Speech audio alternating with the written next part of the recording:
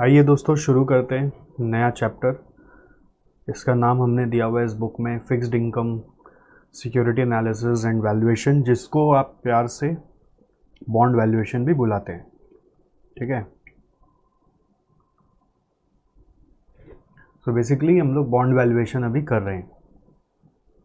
तो मैं पहला क्वेश्चन अभी करा रहा हूँ आपको, क्वेश्चन नंबर 1, जिसमें हमें फॉरवर्ड रेट्स निकालने बोला है। ये क्वेश्चन कई बार एग्ज़ाम में आया हुआ है वैसे तो, ठीक है, और बहुत ही आसान होता है बट थोड़ा कैलकुलेटिव होता है। तो फॉरवर्ड रेट्स हम लोग निकालने वाले हैं। आपके पास कितने ईयर्स के बॉन्ड्स दिए हुए देखिए, मैच्योरिटी 1 2 3 4 5, 5 साल का दिया हुआ है। ठीक है, यानी 5 फॉरवर्ड रेट निकलेंगे। ओके, और हर एक बॉन्ड का आपको फेस वैल्यू करेंट प्राइस दिया हुआ है। YTM दिया हुआ है, ये काम का नहीं है। हम लोग अपना रेट निकालेंगे, फॉरवर्ड रेट। इंटरेस्ट रेट आपको दिया हुआ है हर एक का। सो ये सब देने से क्या हो रहा है, इंटरेस्ट रेट देने से थोड़ा सा कैलकुलेशन और लेंदी हो जा रहा है। बट एनीवेज, फॉरवर्ड रेट का वर्किंग अगर आपको ध्यान हो, जैसे नॉर्मली अपने क्या करते हैं, जैसे ईयर वन का फॉरवर्ड रेट निकालने के लिए हम लोग एक ईयर 1 का बॉन्ड ले लेते हैं, एक ईयर मैच्योरिटी का। फर्स्ट एक ईयर में जो मैच्योर हो जाएगा, फर्स्ट ईयर में जो मैच्योर हो जाएगा, उस बॉन्ड को ले लेते हैं, और उसका जो बेसिकली रेट है R1, उसको हम फर्स्ट ईयर का फॉरवर्ड रेट बोलते हैं। जैसे होता क्या है, एक फ्लो बता रहा हूँ। IP that is P0 is equal to जो भी उस बॉन्ड का कैश फ्लो आएगा आपको ईयर 1 में मिलेगा, डिवाइडेड बाई 1 + R1 करने से जो ये R1 का रेट है वही आपका फॉरवर्ड रेट है। ठीक है, तो फर्स्ट ईयर में जनरली ये देखा जाता है कि जो YTM है वही आपका फॉरवर्ड रेट निकल के आता है। सेकेंड ईयर में क्या करना होगा, IP इज़ इक्वल टू आपको कैश फ्लो ऑफ ईयर 1 लेना होगा 1 + R1, और फिर कैश फ्लो ऑफ ईयर 2 लेना होगा। और उसको नॉर्मली हम लोग जब YTM निकालते हैं ना, तो हम लोग क्या करते हैं, एक ही रेट से डिस्काउंट करते हैं, एक ही रेट से 2 बार डिस्काउंट करते हैं। बट फॉरवर्ड रेट का फंडा में क्या होता है कि हम लोग इसको 2 बार डिस्काउंट करेंगे, एक बार R1 से और एक बार R2 से। तो R1 कौन सा होगा, R1 will be the rate which we will find over here. ये वाला जो रेट हम फाइंड करेंगे वो रेट R1 में हम बैठा देंगे, तो इस इक्वेशन को सॉल्व करके R2 निकाला जाएगा, एंड सो ऑन। ये प्रोसेस जितना ईयर तक आपको जाना है उतना ईयर तक चलता रहता है। थोड़ा लेंदी होता है कैलकुलेशन, बस और कुछ नहीं है। ऐसे ही Y3 में जाएंगे तो क्या होगा, R1 और जैसे Y3 का एक बार लिखने से ही आपको क्लियर हो जाएगा कि करना क्या है यहाँ पे। Y3 में क्या होगा, IP will be equal to cash flow of year 1 / 1 + R1, R1 कौन सा ऊपर वाला, फिर cash flow of year 2 / 1 + R1 और 1 + R2। तो R1 कौन सा, फर्स्ट ईयर वाला, R2 कौन सा, सेकेंड ईयर वाला। और थर्ड ईयर वाला कैसे होगा, cash flow of year 3 / 1 + R1 into 1 + R2 into 1 + R2, और एक इंटू होगा 1 + R3। सो इसमें से जो R3 आएगा वो आपका थर्ड ईयर का फॉरवर्ड रेट बनेगा। बस प्रोसेस बता दिया मैंने। अब आपको अगर समझ में आ गया, याद आ गया, तो मुझे पॉज करके अपने आप सॉल्व करो, और बाकी मैं तो कर रहा हूँ, नहीं तो फॉलो करो। ठीक है, ओके। मैं करता हूँ, मैं दिखाऊंगा तो उतना मज़ा नहीं आएगा। मैं चाहता हूँ कि मैं करूँ, दिखाना था तो पहले से ही था ना बुक। सो पहले ईयर 1 में आ गए।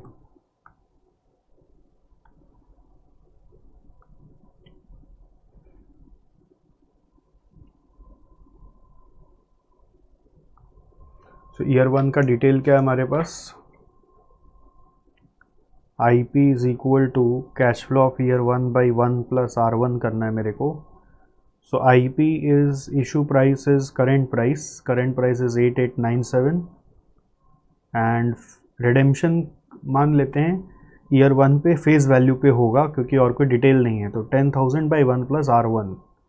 तो इसको सॉल्व करिए, देखिए R1 क्या आ रहा है, 10,000 / 8897 -1 करके आ रहा है 12.397, which is as good as 12.4%। ठीक है, अब मैंने जैसे बोला था ईयर 1 में ना वो YTM से मैच हो जाता है। अब देखिए YTM भी 12.4 ही था, बट सब्सिक्वेंट ईयर में मैच नहीं होगा, क्योंकि YTM का फंडा क्या होता है, सेम ही रेट से बार बार वो डिस्काउंट करते हैं। बट फॉरवर्ड रेट का फंडा में सब्सिक्वेंट ईयर में सब्सिक्वेंट ईयर का रेट लग रहा है। तो ईयर 2 का जब हम वर्किंग करेंगे तो ईयर 2 वाला बॉन्ड चाहिए मेरे को, 2 साल का मैच्योरिटी वाला बॉन्ड। सो 2 साल का मैच्योरिटी वाला बॉन्ड में IP is equal to cash flow of year 1 by 1 plus R1 plus cash flow of year 2 by 1 plus R1 into 1 plus R2। So let us go here. IP is what 9937 and first year का cash flow में interest आएगा 12.75% के हिसाब से। So 9937 is equal to 1275 by 1 plus R1 हो गया 0.124, ऊपर से उठा लिया, और कैश फ्लो ऑफ ईयर 2 होगा 1275 plus redemption value 10,000 divided by 1 plus 0.124 into 1 plus R2। अब इसको सॉल्व करके R2 का वैल्यू निकालना है। करते हैं 1275 डिवाइडेड बाई 1.124। अपने से करे बिना होगा नहीं दादा, खाली देखने से नहीं होता है, ये मैं बहुत बार बोलता हूँ, है ना। मीनू साड़ी का एक ऐड आता था कैलकाटा में, वो ऐड में लिखा रहता था बंगाली में, देखले होबे पोरते होबे। साड़ी को देखने से होगा, पहनना पड़ेगा। तो वैसे ही हम भी बोलते हैं आप लोग को, देखले होबे कोरते होबे, करना पड़ेगा। खाली देखने से कैसे होगा भाई साहब। 1.124 into 1 plus R2, so 9937 minus 1134 कर दिया तो ये आ गया 8803 is equal to 11275 by 1.124 by 1 plus R2।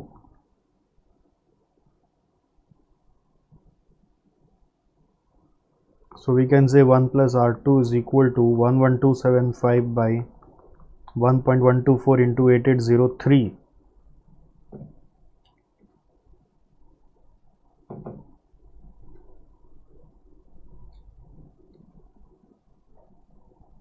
So यहाँ से R2 निकल के आ रहा है 13.95%, 95, ठीक है। नेक्स्ट, अब ईयर 3 में फ्लो वही है जी, the flow is same. Let us proceed. IP is equal to cash flow of year 1 by 1 plus R1, cash flow of year 2 by 1 plus R1 into 1 plus R2, cash flow of year 3 by 1 plus R1, 1 plus R2 और 1 plus R3। So IP third year bond में क्या क्या है देखो। Current price है 10,035, cash flow of year 1 में interest rate है 13.5%, तो 1350 बाई R1 ऊपर से आ जाएगा 0.124, कैश फ्लो ऑफ ईयर 2 भी होगा 1350 बाई 1.124 और 1.1395, R2 सेकेंड ईयर से आ गया, और कैश फ्लो ऑफ ईयर 3 हो जाएगा 10,000 प्लस 1350 इंटरेस्ट का और प्रिंसिपल रिडेम्पशन। सो 1.124, 1.1395 और एक 1 प्लस R3। तो इसको सॉल्व करते हैं। ये 1350 by 1.124, so this is coming 1201,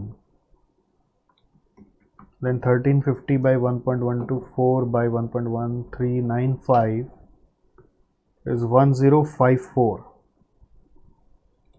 11350 divided by 1.124 divided by 1.1395 8861 by 1 plus R3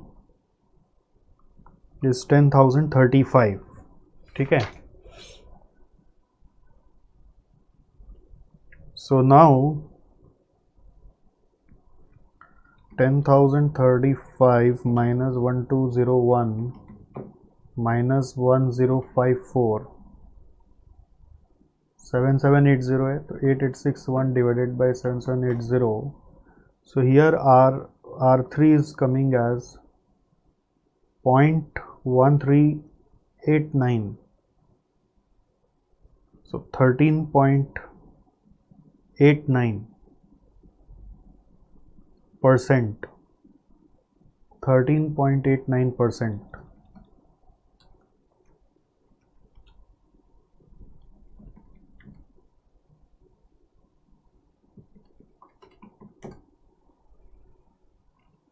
ठीक है. अगर आप ऊपर आंसर से मिला रहे तो थोड़ा बाद में मिलाइएगा लास्ट में, वो थोड़ा बहुत इश्यूज है आंसर में.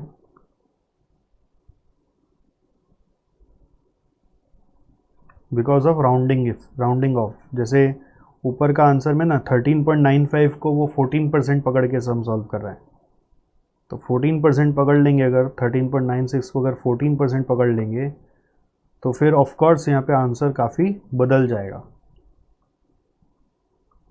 ठीक है. तो चलो मैं ईयर 3 में आ रहा हूँ. ईयर 3 तो हो गया, सॉरी ईयर 4 में आ रहा हूँ.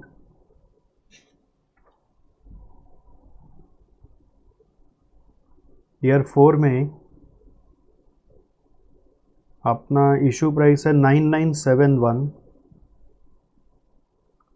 इक्वल टू, फिर इंटरेस्ट रेट सेम है 13.5. मैं थोड़ा सा डायरेक्ट लिख रहा हूँ. ओके. 1. फर्स्ट ईयर वाला रेट था 124. फिर सेकेंड ईयर में भी 1350 बाई 1.124.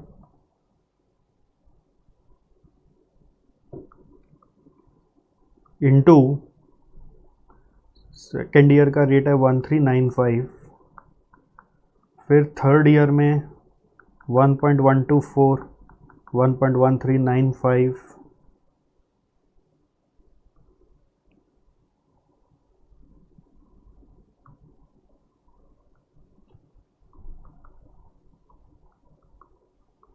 और 1.1389.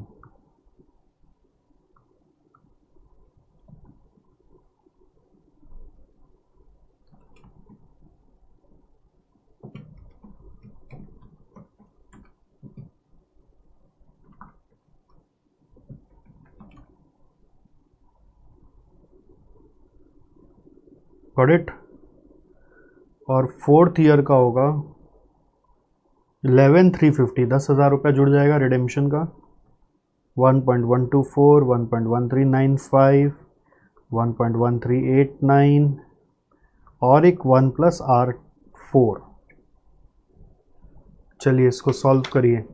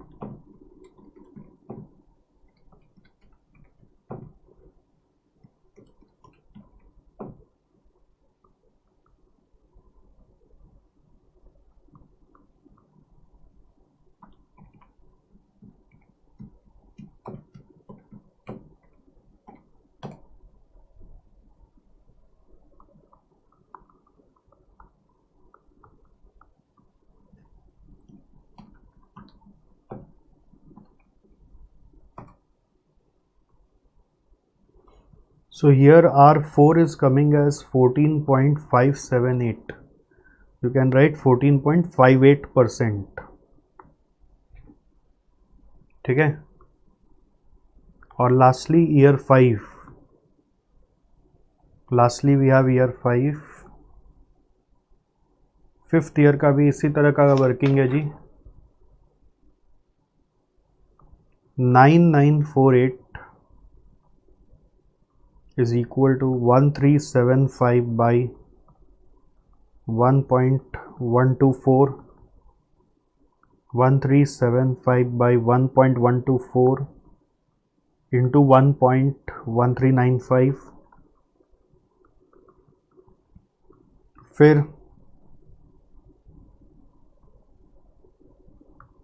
1375 by 1.124, 1.1395,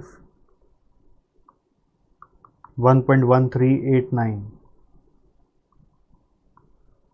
फिर 1375 by 1.124, 1.1395, 1.1389 और फोर्थ ईयर का 1.1458 और लास्ट ईयर में it will become 11375 divided by 1.124, 1.1395, 1.1389, 1.1458 और 1 plus r two the r of 5, r to the base 5. So इसको सॉल्व करना है. करो करो, लगे रहो लगे रहो.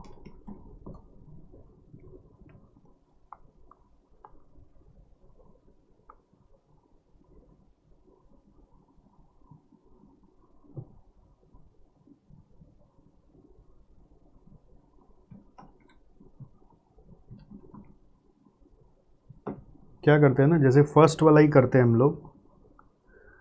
देखो कैसे करते हैं, थोड़ा फास्ट होता है. 1375 डिवाइडेड बाई 1.124 किया तो आंसर आ गया 1223. फिर वापस पूरा एक्सप्रेशन थोड़ी टाइप करना है. फिर जो आया हुआ है उस पर एक बार और डिवाइड करेंगे, डिवाइड बाई 1.1395 तो ये आ गया अपना 1073 या 74. फिर जो आया हुआ है उस पर एक बार और डिवाइड करेंगे, डिवाइड बाई 1.1389 तो ये आ रहा है 943. फिर जो आया हुआ उस पर एक बार और डिवाइड करेंगे 1.1458 ये आया 823. अब लास्ट वाला का फिर से करना पड़ेगा. 11375 divided by 1.124 divide by 1.1395 divide by 1.1389 divided by 1.1458 तो ये है 6805 डिवाइडेड बाई 1 प्लस R5. ठीक है. So 9948 minus 1223 minus 1074 minus 943 minus 823 5882 is equal to 6805 by 1 plus R5. So 6805 by 5882 is equal to 1. इससे R का वैल्यू सीधा आ रहा है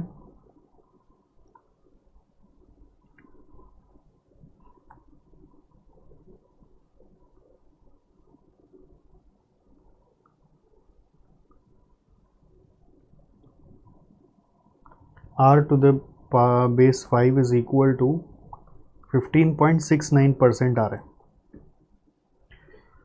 सो कंक्लूजन में क्या करना चाहिए हम लोग को कि फाइनल आंसर क्या आया ईयर वाइज और रेट जो भी आया फॉरवर्ड रेट वो आपको बता देना चाहिए 1 2 3 4 5 में. जैसे यहाँ 12.4 आया, यहाँ पर 13.95 आया, यहाँ पर 13.89 आया, यहाँ पर 14.58 आया, यहाँ पर 15.69 आया. हो गया. अब मज़े की बात क्या, देखो इंस्टीट्यूट का मैट का क्वेश्चन है उसमें पूरा नहीं किया हुआ है और यहाँ पर भी एक दो टाइपो भी है. जैसे मैं ठीक कर देता हूँ, थोड़ा आप फॉलो कर लेना. ये ईयर 1 का वर्किंग है, ये ईयर 2 का वर्किंग है, यहाँ पे ये 11,275 होगा।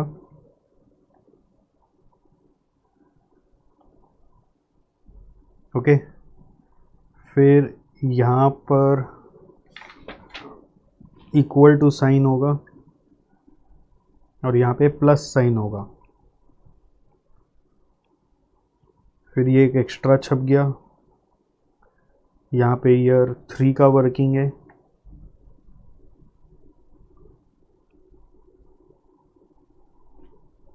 ओके, राउंड ऑफ करके 14 कर ही दिया है। फिर ईयर 3 के बाद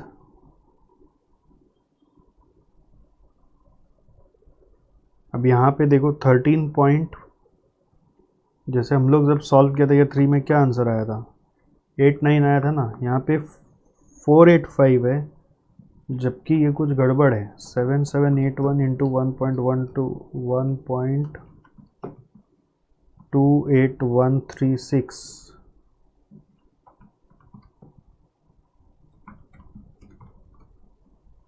सो 9970 आ रहा है, तो 11350 डिवाइडेड बाय 9970 13.8415 आएगा। यहाँ पे एक टाइपो है, 138415 आ रहा है, 138415, उससे 13.845% पकड़ लिया। मान लो 13.845 आ रहा है।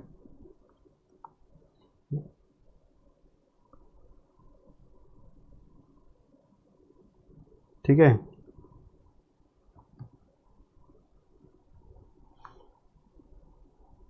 So based on this year 4 का इन्होंने कैलकुलेशन बस ऐसे सजा के आंसर ही डायरेक्ट लिख दिया, और ईयर 5 किया ही नहीं, ईयर 5 मिसिंग है।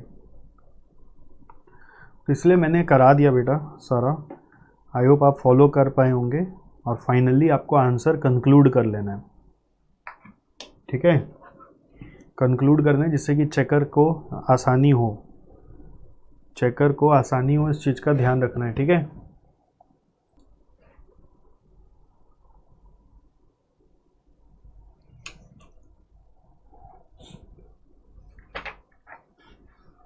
सर ये डायग्राम भी बना के आना है कि एग्ज़ाम में? नहीं नहीं, ऐसा कोई डायग्राम का नीड नहीं एग्ज़ाम में।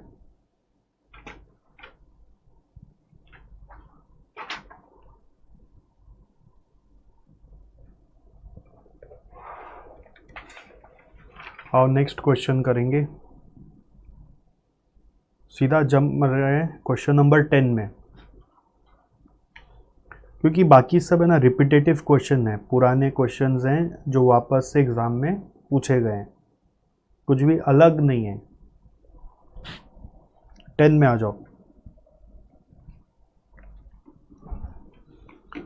So what is being given here, the following data are available for 3 bonds A, B and C. These bonds are used by a bond portfolio manager to fund an outflow scheduled in 6 years. Current yield is 9%. All bonds have face value of rupees 100 each and will be redeemed at par. ठीक है, interest is payable annually. सो अपने पास 3 bond है, maturity ए का 10 साल है, coupon rate 10% है, B का maturity 8 साल है, कूपन रेट 11% है, सी का मैच्योरिटी 5 साल है, कूपन रेट 9% है। क्या करना है, ड्यूरेशन ऑफ ईच बॉन्ड निकालना है, थोड़ा मेहनत है बट इजी है।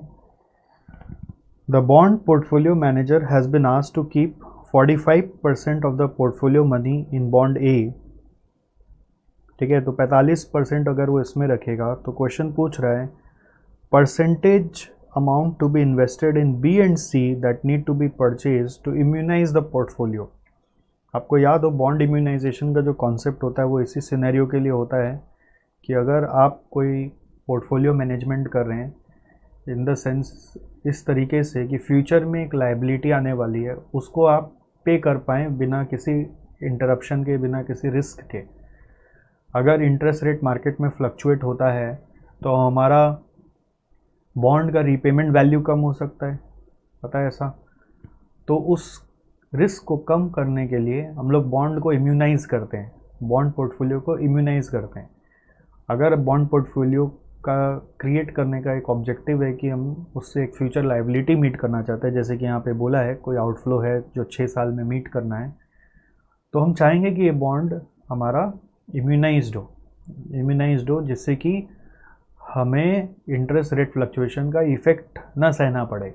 बॉन्ड इम्यूनाइजेशन यही कॉन्सेप्ट है, याद है। तो फिर आपको इम्यूनाइज करने के लिए क्या करना पड़ता है, याद है। अगर 6 साल बाद आपको कोई लायबिलिटी मीट करनी है तो ट्रिक क्या था इसका, कि ऐसा पोर्टफोलियो बनाओ, ऐसा बॉन्ड पोर्टफोलियो बनाओ जिसका पोर्टफोलियो का ड्यूरेशन, बॉन्ड पोर्टफोलियो का duration which is equal to weighted average of all the duration should be 6 years. ठीक है, तो ऐसे तो यहाँ पे पहला क्वेश्चन पूछा है तीनों का अलग अलग ड्यूरेशन निकालो, तो तीनों का अलग अलग ड्यूरेशन निकल जाएगा। बट तीनों का वेटेड एवरेज अगर 6 साल रहा तो बॉन्ड पोर्टफोलियो इम्यूनाइज्ड होगा। तो पहला पार्ट में, सेकेंड पार्ट में यहाँ पे बोल रहा है कि आप 45% अगर ए में डाल देंगे तो बी और सी में कितना इन्वेस्ट करना है कि इम्यूनाइज रहे। तो आइडिया यही है कि ए बी सी मिला के हमारा वेटेड एवरेज करके टोटल ड्यूरेशन 6 साल आ जाए बस। अगर वो दिमाग में आपके रह गया तो आपसे सब बन जाएगा। इम्यूनाइज करना है 6 साल का पीरियड के लिए, तो bond duration of the entire portfolio should be 6 years which is nothing but the weighted average of all the duration. तो 45% ए को देना है, तो बी और सी का आपको निकालना है। तो बी को अगर बी मान लें तो रिमाइंडर जो होता है 1 minus A minus B is equal to C. Total तो 100% ही होगा ना इन्वेस्टमेंट, तो अगर एक को हम एक्स मान ले तो लास्ट वाला अपने आप निकल आता है। या फिर आप दोनों को बी और सी मान के भी कर सकते हो, जैसा भी आपका इच्छा। प्रेजेंटेशन आपको ऐसे भी कर सकते हो, बट आइडिया ये कि तीनों मिला के 100% इन्वेस्टमेंट होगा। ए में 45% है तो बी और सी का परसेंट निकालना है। कंडीशन ये है कि इम्यूनाइज करने के लिए कि आपका बॉन्ड पोर्टफोलियो का जो ड्यूरेशन है वो भी 6 ईयर्स होना चाहिए। फिर बोल रहा है after the portfolio has been formulated an interest rate change occurs increasing the yield to 11%। The new duration of these bonds are 7.15, 6.03 and 4.27। तो बोल रहा है अगर ड्यूरेशन चेंज हो जाए किसी कारण से तो is the portfolio still immunized, why और वाई नॉट। तो पोर्टफोलियो इम्यूनाइज्ड है कि नहीं ये चेक करने के लिए हम फिर पोर्टफोलियो का बॉन्ड ड्यूरेशन निकालेंगे। पोर्टफोलियो का बॉन्ड ड्यूरेशन कैसे निकालेंगे, weighted average of A B C duration. Weighted average लेने के लिए प्रोपोर्शन ऑफ इन्वेस्टमेंट चाहिए जो आपका पार्ट 2 में आएगा। पार्ट 2 में जो प्रोपोर्शन ऑफ इन्वेस्टमेंट आएगा उसको लेकर आप यहाँ पर वेटेड एवरेज निकाल दोगे, हो जाएगा आपका काम। फिर है fourth, determine the new percentage of B and C bonds that are needed to immunize the portfolio. Bond A remaining at 45% of the portfolio. तो बॉन्ड ए अगर 45% ही रहे तो बी सी को में कितना इन्वेस्ट करना चाहिए जिससे कि इम्यूनाइज हो जाए। तो इस लाइन से क्या समझ में आ रहा है कि शायद यहाँ पर जब हम चेक करेंगे कि पोर्टफोलियो इम्यूनाइज्ड है कि नहीं है तो आंसर नो आएगा। अगर हाँ आ जाता तो पार्ट 4 का कोई काम नहीं था। अगर ना आ रहा है तो इसीलिए क्वेश्चन बोल रहे हैं न्यू परसेंटेज ऑफ बी से निकालो जिससे कि इम्यूनाइज हो जाए। अगर पार्ट 3 में ही इम्यूनाइज हो जाता, मतलब वही वेटेड एवरेज वापस 6 साल ही आ जाए, तो पार्ट 4 का क्वेश्चन एग्जिस्ट करता ही नहीं। पार्ट 4 का क्वेश्चन एग्जिस्ट तभी करेगा जब पार्ट 3 में हम अनसक्सेसफुल हो गए इम्यूनाइज करने में। ठीक है, कुछ प्रेजेंट वैल्यूज़ दिए हुए हैं तो नॉर्मली इसी को यूज़ करके सम करना चाहिए। So let us solve part 1 first. Okay, duration of each bond बहुत आसान होता है वो वेटेड एवरेज करके करना। कैसे वेटेड एवरेज करते हैं ड्यूरेशन का, याद है क्या? Year into PV of cash flows को लेकर वेटेड एवरेज किया जाता है, याद है? तो इसका समेशन लोगे, डिवाइड बाई क्या करोगे, डिवाइड बाई आप करोगे PV of cash flows, basically जिसको अपने इंट्रिंसिक प्राइस भी बुलाते हैं। ठीक है, तो ये आपका ड्यूरेशन का फॉर्मूला है, मैंने एक बार बता दिया। अब आप अपने आप तीनों का फटाफट निकालिए, मुझे रोक दीजिए और आप अपने आप तीनों का पहले ड्यूरेशन निकालिए। फिर अगर आपको मेरे डिस्कशन से ही समझ में आ गया कि पार्ट 2 और 3 में और 4 में क्या करना है, तो आप वही वेटेड एवरेज का फंडा लेके अपने आप ट्राई करके देखिए, नहीं तो मेरे साथ साथ आइए। मैं तो हुई ही, मैं कहीं थोड़ी जा रहा हूँ। ठीक है,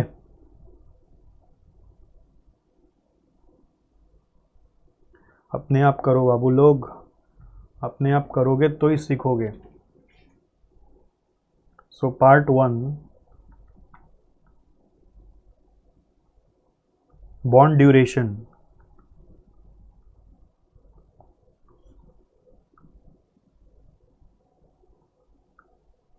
In this we have bond A,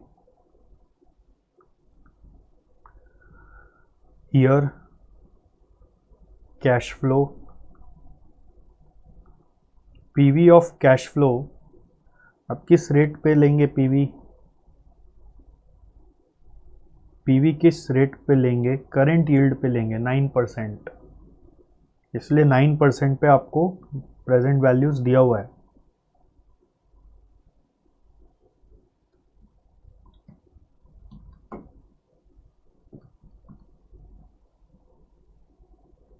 year 1 से ईयर 10 तक का, ठीक है। सो PV of cash flows at the rate 9%। फिर मेरे को लेना होगा year into PV of cash flow. करिए, ईयर में बॉन्ड ए आपका 10 साल का मैच्योरिटी है, इसमें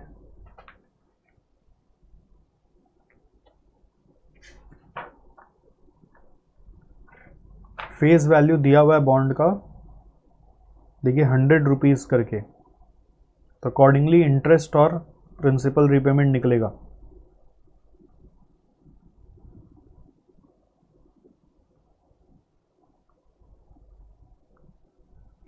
हंड्रेड पे 10%, 10 10 10 10 10 10 10 10 10 और 110। अब इन सबका PV लेना है। डिस्काउंटिंग फैक्टर दिया हुआ है, जैसे 0.917, आप देखो वहाँ ऊपर में, ये सब डिस्काउंटिंग फैक्टर को यूज़ करके हमें PV लेना है। तो 9.17, 8.42, 10 से तो मल्टीप्लाई करना है, 7.72, 7.08, 6.50, 5.96, 5.47, 5.02, फिर है 4.60, और यहाँ पे 110 इंटू 0.4224 इज 46.464।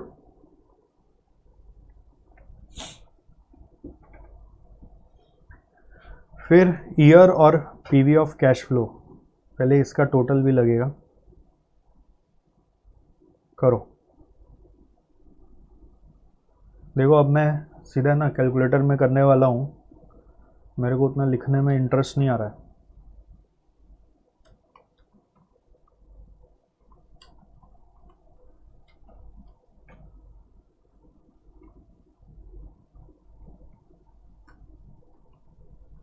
अपने आप करो।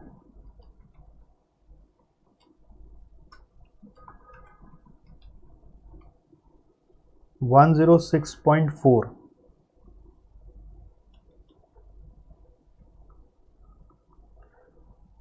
इसको और इसको मल्टीप्लाई करना है।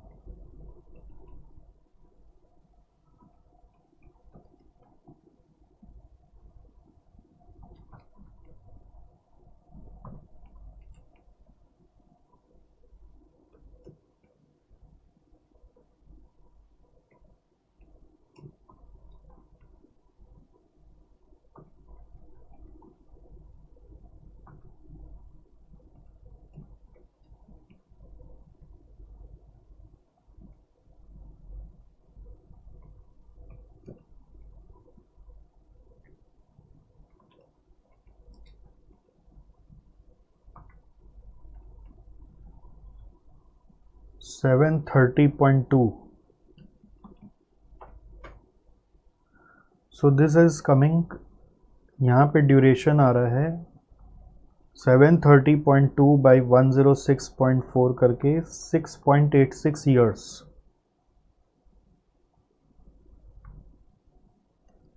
ठीक है, अब बॉन्ड बी में चलते हैं।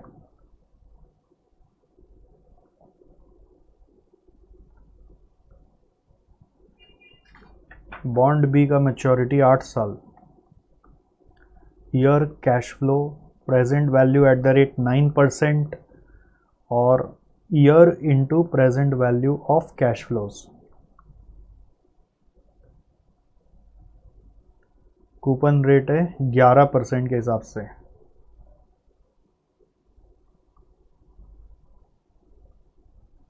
सो 11, 11, 11, 11, 11, 11, 11 और 111।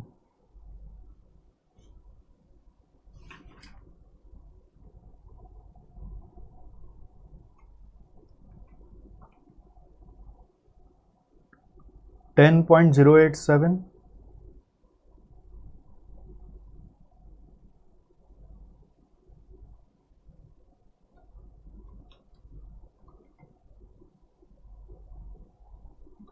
फिर 11 इंटू 0.842, 9.262, 11 इंटू 0.772, 8.492, 7.788,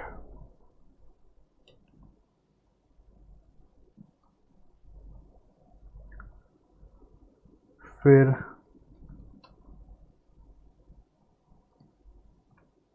7.15, 6.556,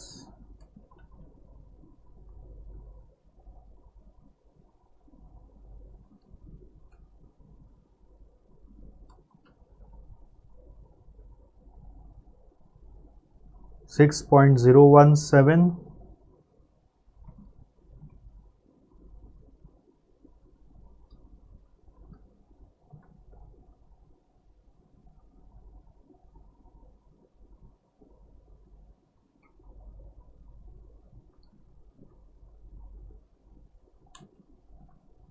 55.722,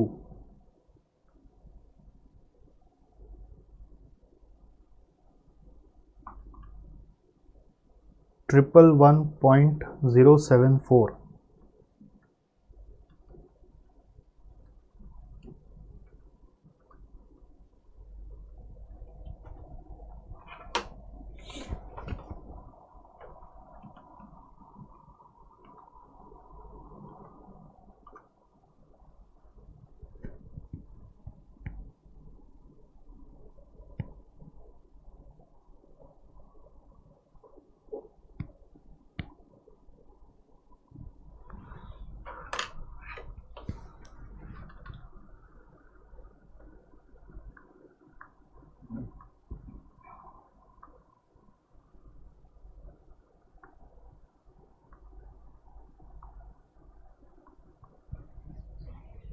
करो आप अपने आप।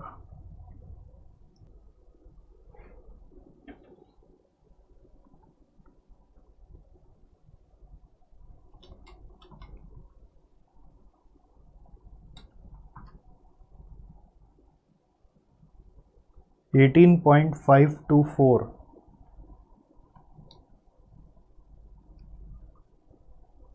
25.476,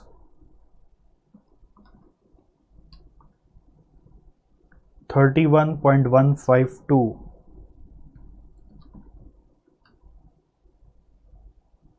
35.75,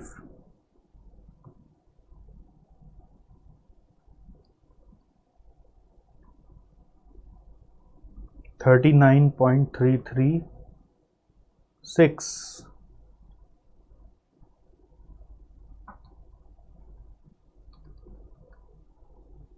42.119,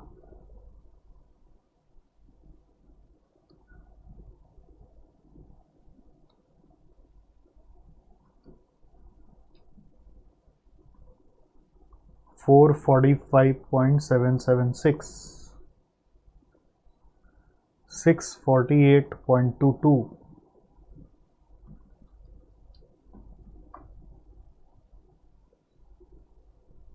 सो डिवाइड करके आ रहा है यहाँ पे duration is equal to 648.22 by 111.074 074 5.84 years. Now bond C, year, cash flow, PV at the rate 9%, year into PV of cash flow.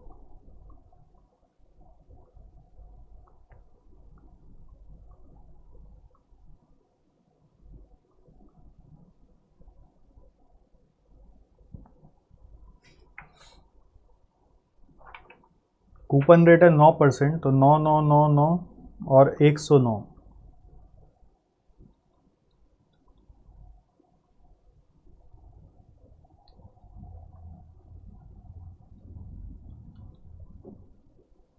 So 9 into 0.917, सब M प्लस में लेते जाते हैं ना, तो फास्ट होता है।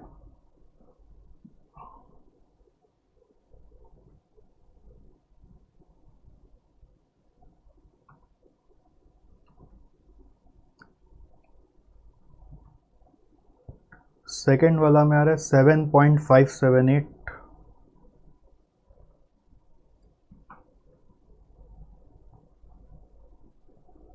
फिर आ रहा है 6.948,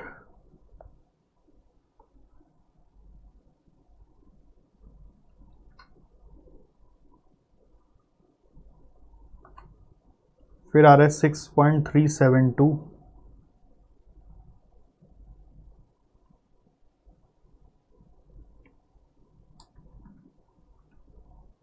फिर आ रहा है 70.85,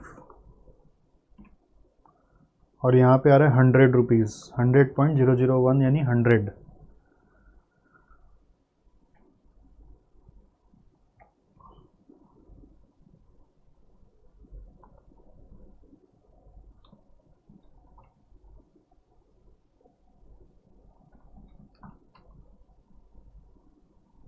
two into 7.578, 15.156,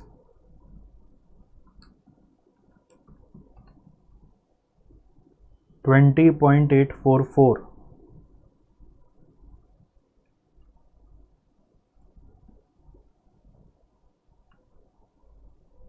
25.488,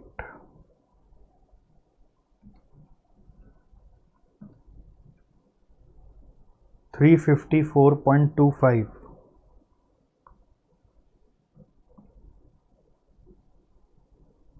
523.99,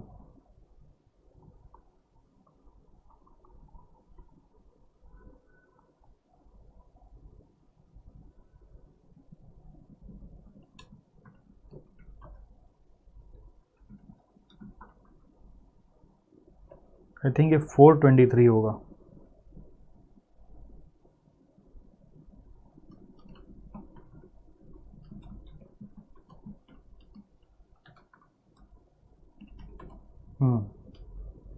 so 423.99 divided by 100 करने से आ रहा है 4.24 ईयर्स। सो इससे क्या आया हम लोगों का, तीनों बॉन्ड का ड्यूरेशन आ गया। तो दैट वाज पार्ट 1। पार्ट 2 में क्या पूछा था कि अगर हम बॉन्ड ए में 45% इन्वेस्ट कर देते हैं तो इम्यूनाइज रखने के लिए अपने आप को बी और सी में कितना इन्वेस्ट करना है। So to immunize the bond portfolio duration should also be 6 years, right, because 6 साल बाद आउटफ्लो है। सो नाउ आपका पीरियड ऑफ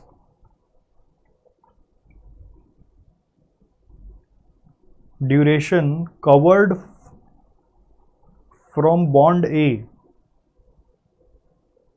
उसका 45% इन्वेस्टमेंट होने के कारण इंटू 6 पॉइंट, उसका ड्यूरेशन क्या था 6.86, 6.86 से कितना कवर हो गया 3.087,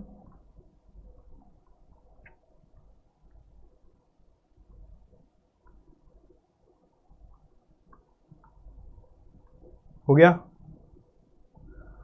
सो remaining to be covered from B and C,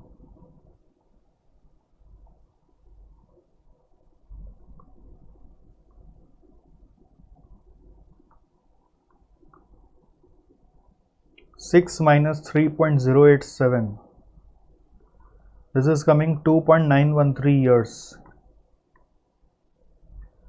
So let the proportion of investment in B is equal to, in bond B,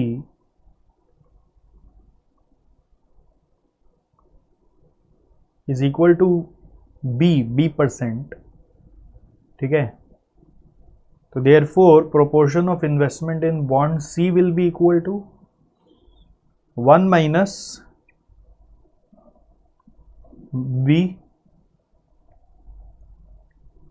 minus 0.45 जो A में जा चुका है, that is 0.55 minus B. Agreed. 45% अगर आप A को दे दिए तो B और C के लिए 55% बचा. अगर B का प्रोपोर्शन B है तो C के लिए कितना बचा? 0.55 minus B. And according to condition B into B का जो ड्यूरेशन था वो था 5.84 प्लस अब C का जो प्रोपोर्शन है वो है 0.55 माइनस B इंटू 4.24. ये C का ड्यूरेशन है. दोनों मिला के होना चाहिए वेटेड एवरेज में 2.913. आप चाहो तो ऐसा भी कर सकते थे, ए बी सी को लेके एक वेटेड एवरेज बना सकते थे, इक्वल टू 6 कर सकते थे. जैसे मैंने यहाँ पे 6 में से 3.087 माइनस करके 2.913 निकाल दिया ना. ये नहीं निकाल कर आप एक ऐसा इक्वेशन बनाते जिसमें बी का आता, सी का आता और ए का भी आ जाता, इक्वल टू 6 हो जाता. एक ही बात है. इसको सॉल्व करो, देखो बी क्या आ रहा है.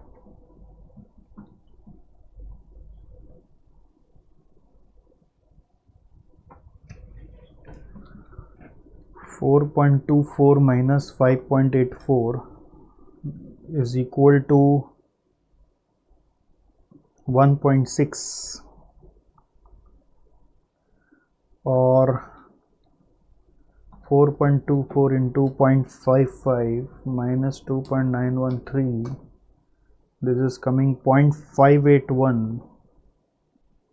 divided by 1.6, this is coming 0.36.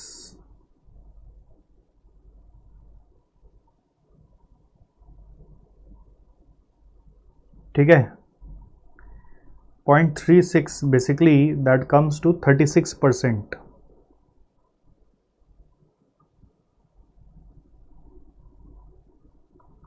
ये अगर B का है, इन्वेस्टमेंट इन बॉन्ड B अगर 36% है तो C का क्या होगा? C के लिए आप निकालो 55 minus 36.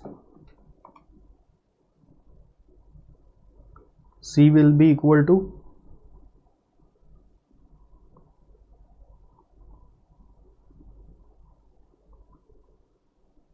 55 minus 36. C 0.55 minus 0.36 is equal to 0.19 यानी कि 19%.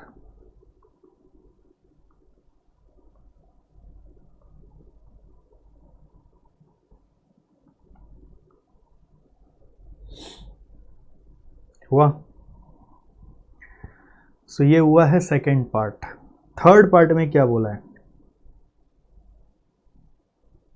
थर्ड पार्ट में क्या बोला है कि भैया थोड़ा सा यील्ड हिल गया तो बॉन्ड ड्यूरेशन बदल गया, तो आप बताओ हमारा बॉन्ड अभी भी, पोर्टफोलियो अभी भी इम्यूनाइज्ड है कि नहीं. तो मैंने क्या बोला, नया ड्यूरेशन के हिसाब से एक बार पोर्टफोलियो का वेटेड एवरेज ड्यूरेशन चेक करो. ठीक है.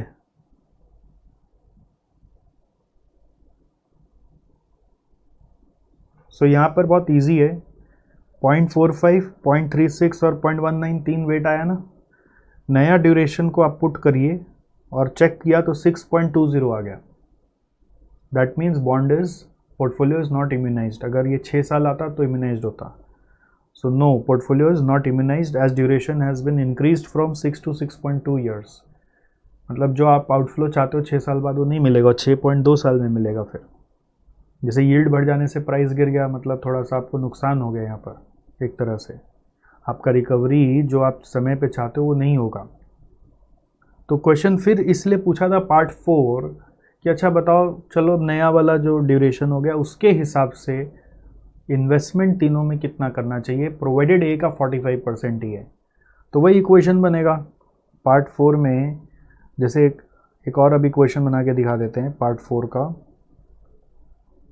0.45 ए को दे रहे हो, तो ए का ड्यूरेशन कितना है, ए का ड्यूरेशन है 7.15 प्लस बी का आप बी मान लो उसका 6.03 और सी का आप मान लो 0.55 माइनस बी, याद है ना, 0.55 माइनस बी इंटू सी का है 4.27, सब मिला के 6 साल होना चाहिए। इसको सॉल्व करिए, देखिए आपका आंसर आएगा, बी का वैल्यू आ जाएगा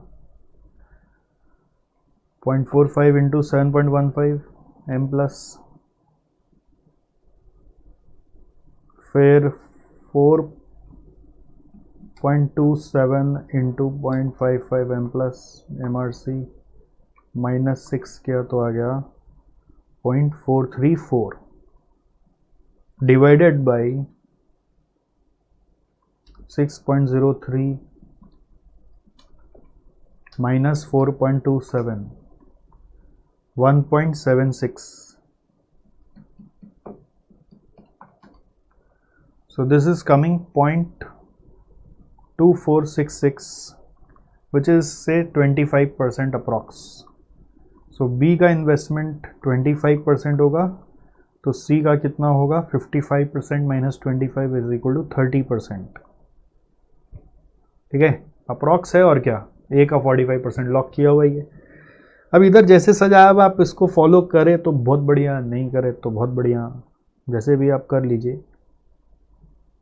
एक ही खाली यहाँ पे मुझे टाइपो दिख रहा था, उसको मैं बता देता हूँ। बॉन्ड बी का वर्किंग में ये 722 हो रहा है, 0.502 इंटू 111 55.722 हो रहा है। इसके कारण ये वाला टोटल 074 आ रहा है। ठीक है भैया, कोई नहीं, एडजस्ट करो, कोई नहीं है। ऐसे मत देखो कि गलती हो गया गलती हो गया, अरे भाई काम करने वाला भी इंसान ही है।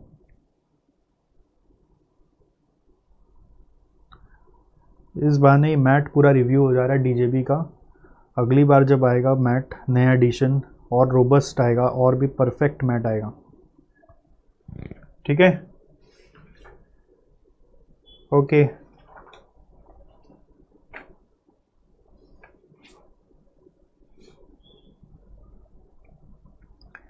नेक्स्ट हम लोग आ रहे क्वेश्चन 14 में। ये 14 आपका एमटीपी अप्रैल 19 और आरटीपी नवंबर 19 का क्वेश्चन है। ये एक बड़ा गजब क्वेश्चन है, देखना। A hypothetical company ABC limited issued a 10% debenture face value of ₹1000 of the duration of 10 years, currently trading at 850 per debenture। ठीक है, करंट प्राइस है 850, 10% उसका कूपन रेट है, फेस वैल्यू 1000 है, ड्यूरेशन 10 years है। Bond is convertible into 50 equity shares जिसका current quotation 17 रुपया है। अब कन्वर्टेबल है मतलब रिडेम्पशन में शेयर्स दिया जाएगा 10 साल बाद, बट 10 साल बाद का शेयर प्राइस नहीं मालूम है। ये इस क्वेश्चन का ट्रिक है। शेयर प्राइस 10 साल बाद का नहीं है, शेयर प्राइस अभी का है। इसलिए 17 इंटू 50 करके जो 850 आ रहा है वो इशू प्राइस से मैच हो रहा है 850, मतलब सब कुछ फेयर वैल्यू पे ही ट्रेड हो रहा है, ऐसा मान लेते हैं। बट ये रिडेम्पशन वैल्यू नहीं है, this is not the redemption share price. ये इस क्वेश्चन का ट्रिक है। हालांकि ये कन्वर्टेबल है बट रिडेम्पशन शेयर प्राइस नहीं दिया हुआ है। If yield on equivalent comparable bond is 11.8, calculate the spread of yield of the above bond from this comparable bond. Spread of yield मतलब आप इस बॉन्ड का यील्ड निकाल कर ये कंपैरेबल बॉन्ड का जो यील्ड है उससे सब्ट्रैक्ट करके देखिए कि कितना एक्स्ट्रा या कम है. रेलिवेंट प्रेजेंट वैल्यू 11% से दिया हुआ है और 13% से दिया हुआ है. सो ये क्यों दिया हुआ है, तो वर्किंग करेंगे तो समझ में आ जाएगा 11 और 13 से क्यों दिया हुआ है. फिलहाल आपको नॉर्मल सम जैसा दिख रहा है कि यहाँ पर पूछ क्या रहा है, वैसे यील्ड पूछ रहा है. यील्ड निकालते हैं जब, तो क्या होता है, इशू प्राइस चाहिए विच इज़ 850, करेक्ट. आपको सालाना 10% देना है, तो कूपन रेट आपका मालूम है आपको 10%. 10% ऑफ 1000 होगा तो 100 रुपये का कूपन है, क्योंकि 1000 अपना फेस वैल्यू है. मेन बात है रिडेम्पशन प्राइस क्या है. रिडेम्पशन प्राइस क्वेश्चन में देख के ऐसा लग रहा है कि it should be conversion value of shares, correct. But conversion value of shares यदि आप देखें तो वो शेयर्स का करंट कोटेड प्राइस है, तो इसका मतलब 17 रुपया पे कन्वर्ट नहीं होगा. ये conversion value is not given for year 10. Tenure यहाँ पे आपका मैच्योरिटी जिसको आप बोलते हैं T is 10 years, but conversion value at year 10 is not given. It is not given for year 10. Got it? So based on this,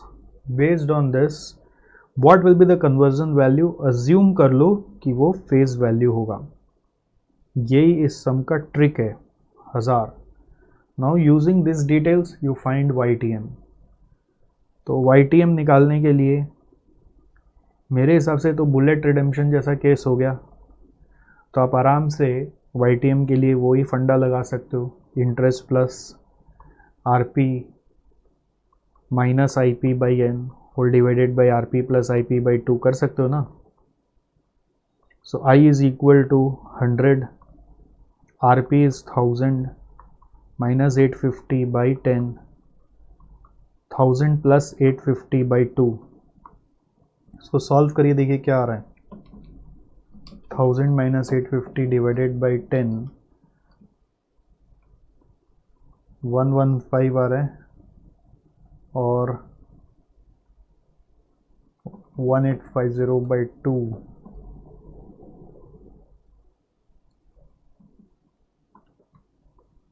तो solve करके आ रहा है 12.43% अप्रॉक्स. अब नाउ इसमें क्या है ना, देखो हो सकता है इस क्वेश्चन में सिंस 11 और 13 दिया हुआ है ना, तो वो चाह रहा होगा कि आप ये शॉर्टकट फार्मूला मत लगाओ. क्वेश्चन का रिक्वायरमेंट ऐसा होगा कि आप वो इंटरपोलेशन से करो. ये हो सकता है 11 और 13 दिया हुआ है, तो हो सकता है एग्जामिनर ये एक्सपेक्ट नहीं कर रहा हो शॉर्टकट, वो आपसे एक्सपेक्ट कर रहा है कि आप इंटरपोलेशन लगाओ. सो जब R का वैल्यू 13% होगा और 11% होगा तो आपको इंटरपोलेशन लगा के करना आता है ना, YTM निकालना. तो सिंस यहाँ पे इतना सारा प्रेजेंट वैल्यूज़ दिया हुआ है ना, तो हो सकता है एग्ज़ाम ऐसा चाह रहा हो और सॉल्यूशन एक्चुअली जो आया वो तो वैसा ही आया. तो इसमें बस मुझे ये भी बताना था कि आप इंटरपोलेशन से करो, क्योंकि 11 और 13 का प्रेजेंट वैल्यू दिया हुआ है, तो जैसा डिटेल्स दिया होता है हम वैसा अप्रोच लगा के सम करते हैं. ऑब्जेक्टिव क्वेश्चन आता तो बात अलग था, ठीक है. सो R इक्वल टू 13% से हम प्रेजेंट वैल्यू जब निकाल रहे हैं, तो मैं थोड़ा शॉर्टकट लगा रहा हूँ. देखो यहाँ पे देख के बता दे रहा हूँ आपको कि वो प्रेजेंट वैल्यू आ रहा है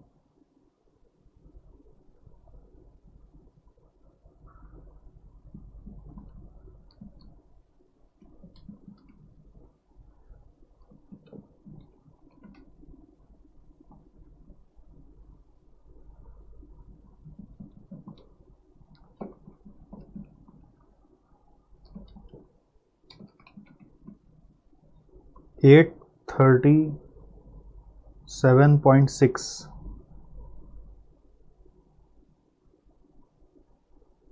और यहाँ पे आ रहा है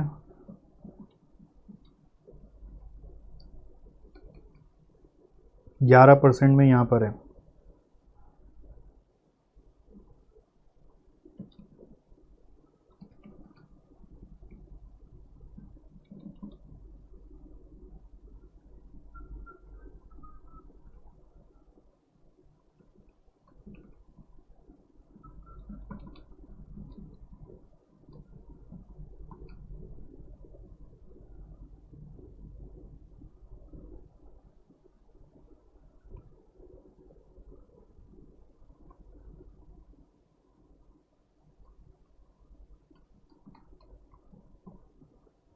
941। सो इंटरपोलेशन में मैं कैसे सिखाता हूँ, अगर r का वैल्यू 11% है तो ये 941 है, r का वैल्यू 13% है तो ये 837.6 है, और आपको चाहिए कितना, 850 चाहिए इशू प्राइस। सो यहाँ से और यहाँ के बीच में आंसर है। सो डिफरेंस इन रेट, याद है ना, वर्किंग करते हैं, डिफरेंस इन रेट और डिफरेंस इन प्रेजेंट वैल्यू। पहले डिफरेंस इन प्रेजेंट वैल्यू लेंगे, फिर डिफरेंस इन रेट लेंगे। सो 11 से 13 हुआ तो 941 माइनस 837.6 करने से 103.4 है, तो डिफरेंस इन रेट 2% है। बट मेरे को यहाँ से यहाँ जाना है, यानी कि मेरे को सिर्फ 91 के लिए सोचना है, तो कितना परसेंट होगा, 2/103.4 into 91, so this is coming 1.76%, so therefore YTM will be equal to 11% plus 1.76%, 12.76 आ रहा है। वो अलग क्यों आ रहा है, बिकॉज ये वाला एवरेज किया हुआ होता है, वो इंटरपोलेशन से थोड़ा और बेटर आंसर आ रहा होता है। सो मेरे नज़र में तो ऊपर वाला भी सही है, बट सिंस यहाँ पे ये दोनों दिया हुआ है तो हम IRR से कर दिए, और जो भी आंसर आया उसको फिर 11.8% से कंपेयर करना है, जो कंपेरेबल बॉन्ड का यील्ड है, तो बताना है स्प्रेड क्या आ रहा है। तो एक्स्ट्रा आ रहा है तो स्प्रेड इज 0.96। आई होप आपको अप्रोच क्लियर है, ठीक है। मेन ट्रिक क्या था कि this currently quoted value is not the conversion value, तो रिडेम्पशन प्राइस में आप फेस वैल्यू को अज्यूम करोगे। व्हाट्स न्यू में redemption price is equal to face value, assume, not the given share price, because share price is as on today. Fine. So we are coming to next question, 15, which has been asked in MTP October 19. See, my idea is to do all new questions with you, जो भी थोड़ा बहुत कारण से नया है, कुछ भी उसमें एक्स्ट्रा समझने का है, and to revise some of the questions. So I think this will be the last question of this chapter. देखो, A Limited has issued convertible bonds which carries a coupon rate of 14%. Each bond is convertible into 20 equity shares of the company A Limited. Prevailing interest rate for similar credit rating bond is 8%. Convertible bond has 5 years to maturity. It is redeemable at par at rupees 100. The relevant present value table is as follows. फिर 14% और 8% से दिया हुआ है, हमारे लिए 8% काम का है। क्वेश्चन पूछता है calculate current market price assuming it being equal to its fundamental value. Fundamental value माने इंट्रिंसिक प्राइस ही आपको निकालना है, तो बहुत ईजी है। इंट्रिंसिक प्राइस तो हम आराम से निकाल देंगे। इंट्रिंसिक प्राइस हम यहीं पे कैलकुलेट कर लेंगे। ये बॉन्ड का कूपन रेट 14% है, तो 14 into PVAF annuity factor for 9% के हिसाब से, सॉरी 8% के हिसाब से फॉर 5 ईयर्स आपको लेना, याद है ऐसे लिखते थे ना शॉर्टकट में। और लास्ट में देखो कन्वर्टिबल है 20 शेयर्स में, बट उस शेयर का प्राइस नहीं बताया गया आपको। 20 शेयर्स का प्राइस बताया गया है क्या? नहीं ना। सो करना क्या आपको, फिर यहाँ पे बोल दिया रिडीमेबल एट पार एट ₹100, तो 100 रुपीज़ ही रिडेम्पशन वैल्यू मान लीजिए, into PVIF 8% and for 5th year. So solve करके आपका IP0 आ जाएगा 14 इंटू, पहले ये 4 साल का 5 साल का ऐड कर लो, ये वाला फिगर 0.926, 0.857, 0.794, 0.735, 0.681, 3.993 प्लस 100 इंटू 0.681 इंटू 14 और 100 इंटू 0.681, 124 रुपया आंसर आ रहा है। ठीक है, अब सेकेंड पोर्शन बोल रहा है minimum market price of equity share eight which bond holder should exercise conversion option. ये नहीं बोला है कि कन्वर्जन का ऑप्शन है, अच्छा ऑप्शन है तो कब, मिनिमम मार्केट प्राइस कब बताना है, at the time of redemption कि राइट नाउ। कन्वर्टिबल ऑप्शन को एक्सरसाइज करना है यदि, तो मिनिमम मार्केट प्राइस कब बताना है। सिंस हमारे पास fundamental value at year 0 available है, तो हम ईयर 0 के रेस्पेक्ट में ही सोच पाएंगे। हमारे पास उस समय का, फ्यूचर का, 5 साल बाद का कोई वैल्यू या सिचुएशन हमारे पास नहीं है अभी। सो हम बोलेंगे minimum market price of shares जो होना चाहिए टुडे, ये ईयर 0, ये मेरे तरफ से एड ऑन है समझने के लिए, 124 रुपया के बेस पर 20 शेयर यहाँ पे मिलेगा ना। तो मेरा आज अगर बॉन्ड का वैल्यू 124 है, तो 124 बाई 20 करने से आ रहा है 6.20। तो एक एक शेयर का प्राइस यदि आज 6.20 मिल जा रहा है तो हम कन्वर्ट करा लेंगे। 6.20 से कम मिल रहा है तो नहीं कराएंगे, 6.20 से ज़्यादा मिल रहा है तो करा ही लेंगे। मिनिमम मतलब 6.20 या उससे ज़्यादा। अगर आज शेयर प्राइस है तो हम कभी भी कन्वर्ट कराना चाहेंगे इक्विटी शेयर्स में।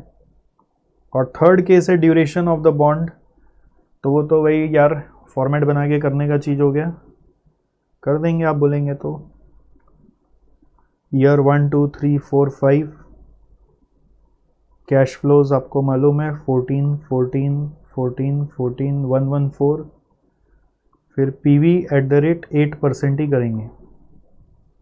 तो 14 इंटू जो डिस्काउंटिंग फैक्टर दिया हुआ है आप मल्टीप्लाई करते चलिए 0.926, तो 12 पॉइंट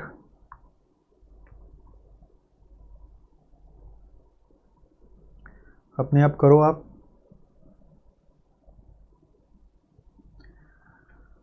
उसके बाद आपका ईयर इंटू पीवी का कॉलम बनेगा।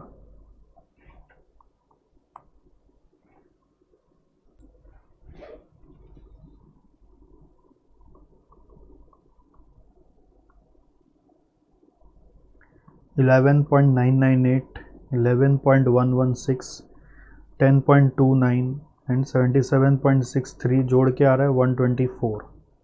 फिर PV into year,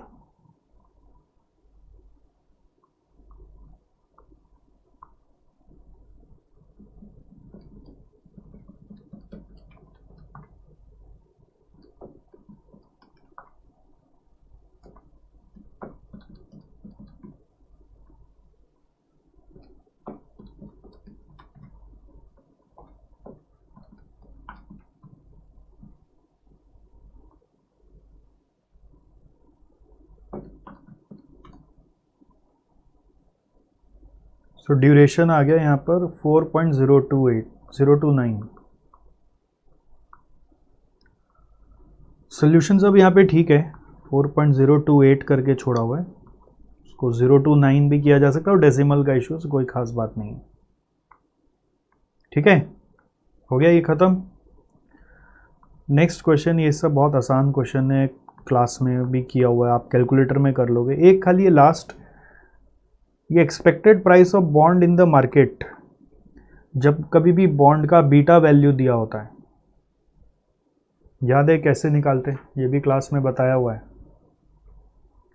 Whenever bond beta value is given, expected price is supposed to be intrinsic price multiplied by bond beta। Normally intrinsic price जब निकालते हैं तो उसमें बॉन्ड का बीटा अज्यूम नहीं किया हुआ होता है, या फिर हम लोग मान रहे होते हैं इंट्रिंसिक प्राइस में कि वो मार्केट बीटा जैसा ही बॉन्ड बीटा होगा।